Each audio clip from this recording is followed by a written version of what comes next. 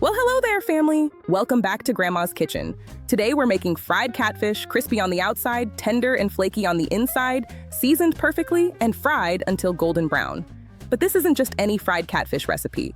This is the catfish Grandpa fried every single Friday night for 30 years straight, rain or shine, summer or winter, no matter what else was happening in the world or in our lives.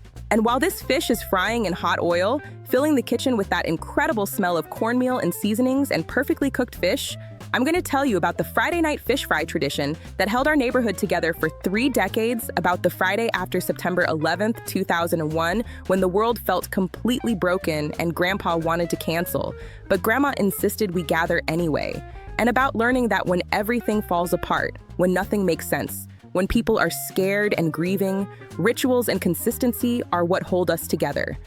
This isn't just about frying fish. This is about consistency, about community, about showing up for each other, especially when it's hard, and about understanding that sometimes the most important thing you can do in a crisis is just keep doing what you've always done. Before we start cooking, I need to tell you about the Friday night fish fry tradition in Black Southern culture, because this tradition is about so much more than food. It's about community building, about consistency and reliability, about creating spaces where people belong and where they can count on being welcomed every single week without question. In many Black neighborhoods across the South, and really across America, wherever Black Southern folks migrated during the Great Migration, Friday night fish fries are an absolute institution. They happen in church parking lots and fellowship halls, in community centers, in VFW halls, in people's backyards and driveways. Somebody sets up a fryer, gets the oil nice and hot, and starts frying fish, usually catfish because it's affordable and plentiful and delicious. People come from all over the neighborhood, sometimes from across town, to get a plate of fried fish with sides like coleslaw and baked beans and white bread and hot sauce, and they stand around or sit at picnic tables, eating and talking and being together. It's social, it's communal. It's a ritual that marks the end of the work week and the beginning of the weekend, a transition moment that says, we made it through another week. For Black folks, especially during segregation and the Jim Crow era, when we couldn't go to most restaurants or public spaces, when we were explicitly excluded from white establishments, creating our own gathering places was absolutely essential for survival and for maintaining community. Fish fries became one of those places. Spaces where we could relax and be ourselves and be together without worrying about discrimination or harassment. Even after segregation officially ended, the tradition continued strong because it was never just about not having other options. It was about actively choosing to gather with your own people, in your own space, on your own terms. It was about consistency and community and showing up for each other every single week. In my grandparents' neighborhood on the south side of town, the Friday night fish fry happened in their backyard every single Friday evening from April through October, whenever the weather was decent enough to be outside, for 30 solid years. That's over 1,500 Friday nights of heating oil and frying fish and welcoming neighbors into the backyard. It started small and organic. Grandpa loved to fish. It was his hobby, his way of relaxing. He'd go fishing on weekends and come home with coolers full of catfish that he'd cleaned and filleted himself. He'd fry some up on Friday nights for the family. One Friday evening, a neighbor who lived 2 houses down was walking past and smelled the fish frying.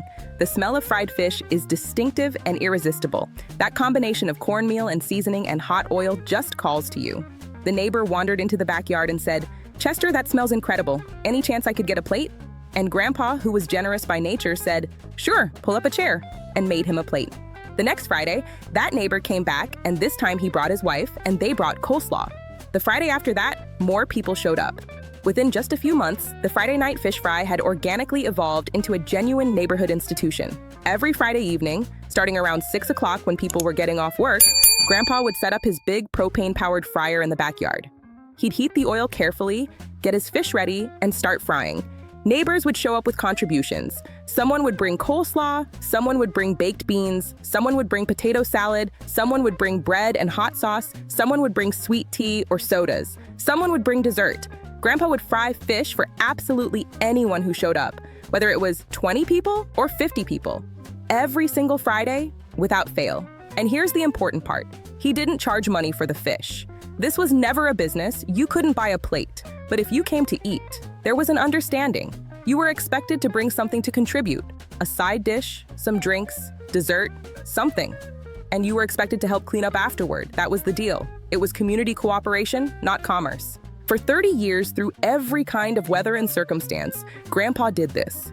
30 years of Friday nights standing over hot oil, frying batch after batch of fish for neighbors who'd become friends, who'd become family, through pregnancies and births and babies growing up, through illnesses and hospital stays and recoveries, through job losses and new jobs and retirements, through deaths and funerals and the grief that follows, through weddings and anniversaries and celebrations, through personal crises and community challenges and national events, through literally everything life threw at people over 3 decades. Every Friday, there was fish frying in that backyard, and people knew they could show up and be fed and be welcome. Until September 14th, 2001, the Friday immediately after 9/11, after the towers fell, after the world changed forever. I was 14 years old that week in 9th grade, and I remember exactly how the world felt in those days. The towers had fallen on Tuesday morning. I'd been sitting in second period English class when the principal came on the intercom and told us something had happened in New York. They wheeled in a TV and we watched the second tower fall live. School let out early. Everyone went home to their families. For days, we were glued to the television, watching the footage over and over, watching the memorial services, watching the news coverage that tried to make sense of something that made no sense at all. Nobody understood what was happening or what would happen next. Everyone was scared, genuinely scared in a way I'd never experienced before. People were grieving for strangers they'd never met. People were angry. People were confused. The world felt like it had broken apart completely. That Friday morning, September 14th, 3 days after the attacks, Grandpa said to Grandma over breakfast, "Rose, I don't think we should do the fish fry tonight. I don't think it's appropriate. Nobody's going to want to come anyway. People need to be with their immediate families right now. This isn't the time for a neighborhood gathering. Let's just cancel it this week." And Grandma looked at him with this expression I'll never forget, gentle but absolutely firm. And she said something that changed how I understood tradition and community forever. She said, "Chester, that's exactly wrong. When everything feels broken, when people are scared and grieving and don't know what to do with themselves, that's exactly when they need each other most. That's exactly when they need something familiar, something consistent, something normal and reliable. We're doing the fish fry tonight." Grandpa tried to argue. "Rose, I just don't think people are going to be in the mood." "We're doing it," Grandma said, and her tone made it clear the conversation was over. "You set up that fryer like you do every Friday. I'll set up the tables. We'll be here like we are every Friday. And if people come, they come. And if they don't, then at least we were here ready for them. Let me teach you how to make fried catfish the way Grandpa made it every single Friday night for 30 years, the same recipe and the same technique week after week, consistency that people could count on. I've got 2 pounds of catfish fillets here, which will serve about 4 to 6 people. When you're buying catfish, you want fillets that look fresh and clean, that smell like clean water and not fishy. The flesh should be firm to the touch, not mushy. First essential step is rinsing the fish thoroughly under cold running water and then patting it completely dry with paper towels. This is critically important. Wet fish won't hold the coating properly and will make the oil splatter dangerously. Now I'm setting up my breading station with 2 shallow dishes. In the first dish, I'm whisking together 2 large eggs and a 1/4 cup of buttermilk. The eggs help the coating stick to the fish, and the buttermilk adds tanginess and helps tenderize the fish slightly. In the second dish, I'm mixing my dry coating mixture. This is what creates that crispy, crunchy, golden brown crust. Grandpa's coating was simple but perfectly balanced. 2 cups of yellow cornmeal for crunch, 1 cup of all-purpose flour to help everything stick together, 2 teaspoons of salt, 1 teaspoon of black pepper, 1 teaspoon of garlic powder, 1 teaspoon of onion powder, half a teaspoon of cayenne pepper for subtle heat, and 1 teaspoon of paprika for color. I'm whisking this all together thoroughly so the seasonings are evenly distributed. That Friday afternoon, September 14th, 2001, Grandpa reluctantly started his preparations. He clearly didn't believe anyone would show up. He clearly thought this was a waste of time, but Grandma had insisted. And after 50+ years of marriage, he'd learned that when Grandma insisted with that particular tone, you just did it. So he set up his propane fryer in the backyard like he always did. He got the oil heating slowly and carefully. He prepared his fish, setting up his breading station, getting everything ready, but his heart wasn't in it. I could tell just by watching him. He was going through the motions because Grandma had told him to, but he didn't believe it would matter. Around 6 o'clock, the time when neighbors usually started showing up, nobody came. The backyard was empty except for Grandpa standing next to his fryer, Grandma setting out paper plates and plastic utensils on the picnic tables, and me helping Grandma. 6:15 came and went. 6:30. Still nobody. Grandpa looked at Grandma with an expression that clearly said, "See, I told you so." Out loud, he said, "Rose, nobody's coming. Let's just turn this off and go inside. People don't want to be here tonight." "Give it time," Grandma said quietly, still arranging things on the tables. "They'll come. Give it time." Now I'm breading my catfish fillets. I'm taking each fillet and dipping it first in the egg and buttermilk mixture, making sure it's completely coated, then letting the excess drip off.